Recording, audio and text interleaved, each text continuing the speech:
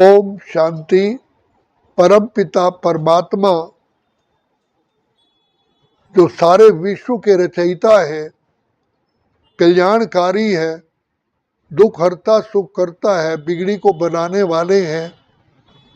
तो पिता परमात्मा इस नरक को स्वर्ग बनाने के लिए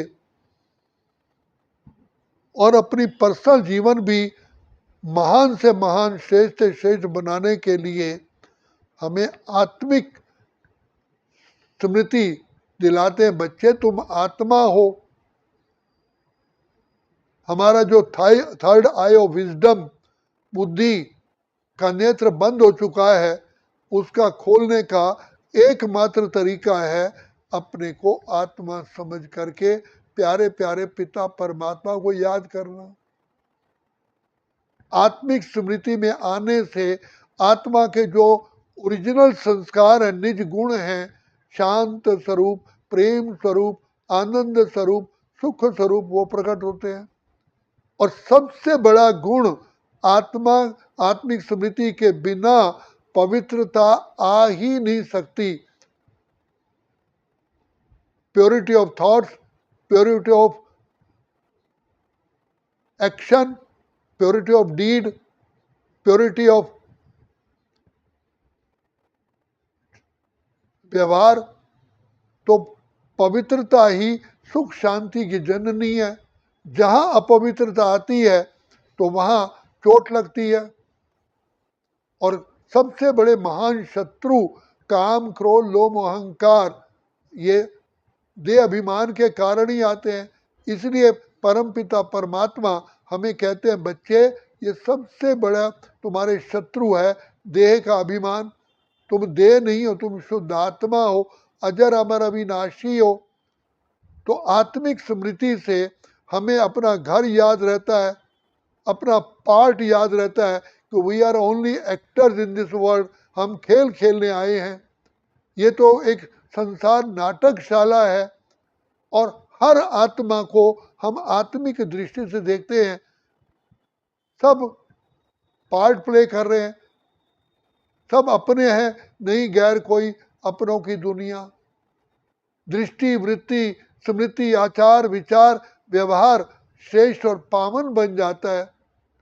जीवन जीने की में श्रेष्ठता आती, दिव्य आती है। जैसे फूल में सुगंध आ जाती है, फूल में अट्रैक्शन आ जाती है, ऐसे ही आत्मिक स्मृति में आने से अपने आप ही डिवाइन वर्चूज छलकते हैं, दिव्य गुण आ जाते हैं और पवित्रता की, श्रेष्ठता की, दिव्यता की महक, कुछ सुगंध आ जाती है और हमारा सब तरफ से लगाव मुक्त हो जाते हैं। क्योंकि लगाव मुक्त होने से के बाद ही झुकाव मत मुक्त, ये सब प्रकट हो जाते हैं।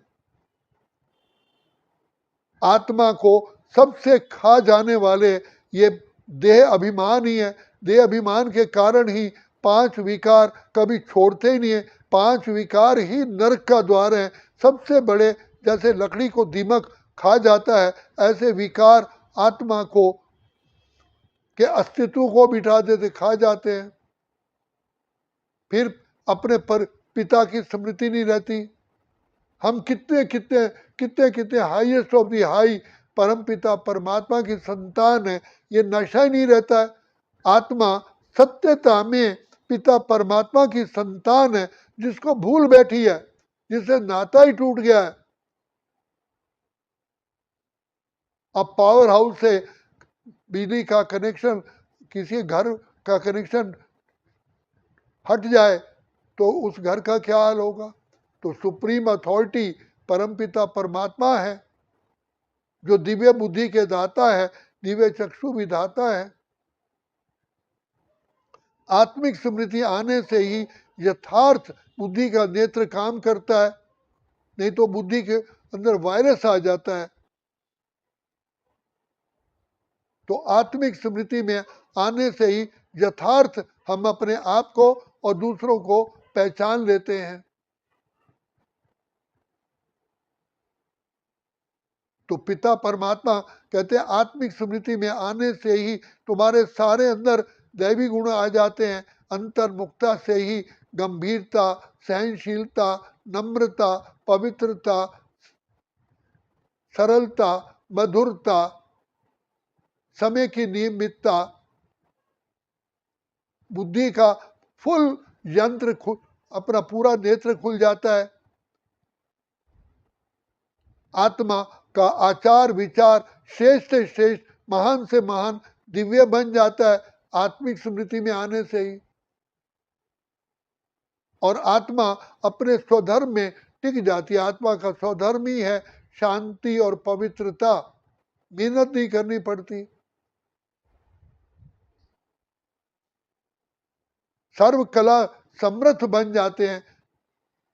16 कला संपूर्ण निर्विकारी मर्यादा पुरुषोत्तम बन जाते हैं।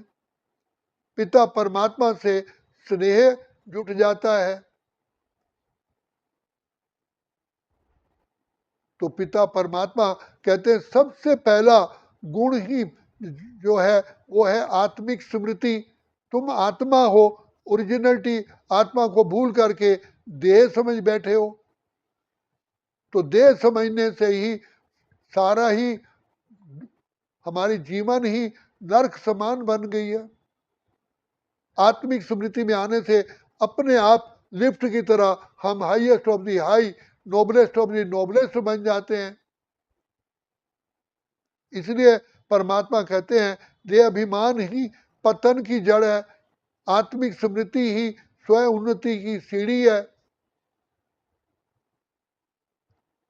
और रियलिटी में परम सुख, परम शांति, परम आनंद का अनुभव आत्मिक स्थिति में ही रह करके कर सकते हैं।